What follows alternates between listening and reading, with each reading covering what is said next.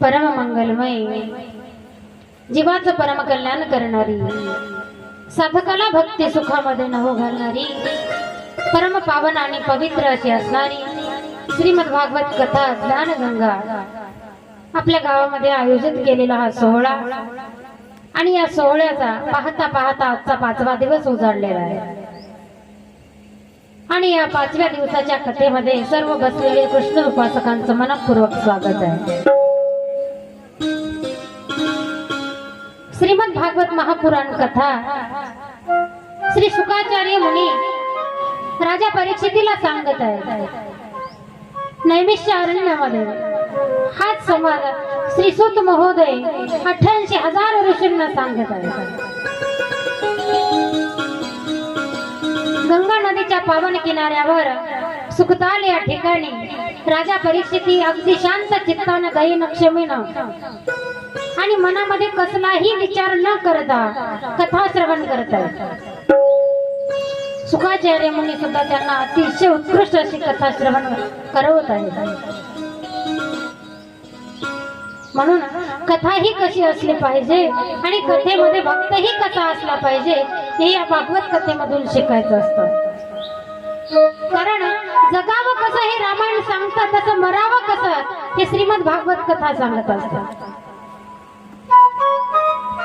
म्हणून आपल्या भरकटलेल्या मनाला शांतता लाभण्यासाठी श्रीमद भागवत महापुराण कथा आहे, जेणेकरून आपल्या मनातील संसाराचा विचार हा अतिशय नष्ट होऊन जाईल। जी आपल्या मनामध्ये आसक्ती आहे ती आसक्ती कुठेतरी नाहीशी होईल, ती ही कथा आहे। म्हणून सगळ्यांनी शांत चित्ताने ऐकायचं। कारण कथा कशी असली पाहिजे? कथा त्रिवेणी संगम देव भक्त आणि नाम। कथा ही त्रिवेणी संगम आहे। कथेमध्ये निष्ठावान भावाचा भक्त असला पाहिजे। त्या भक्ताच्या डोळ्यासमोर भगवंताची सगुण मूर्ती असली पाहिजे। आणि तिसरं म्हणजे त्या भक्ताच्या मुखामध्ये ईश्वराचं सतत नामचिंतन असलं पाहिजे। नाहीतर बरेच ठिकाणी असं पाहायला मिळतं की शरीर या ठिकाणी आहे पण मन घरी आहे। महाराज बरेच दृष्टांत सांगतात की कुलपाला झटके देतात, इथं बसतात कीर्तनात आणि घरी कुलपाला झटके देतात। असं नाही का? आपली स्थिती सगळ्यांची तीच आहे। कारण थोडं जर चित्त आपलं विचलित झालं ना तर लवकर ध्यानावर येत नाही। आमचंही तसंच होते, थोडं जर असं इकडे तिकडे मन गेलं की नाही।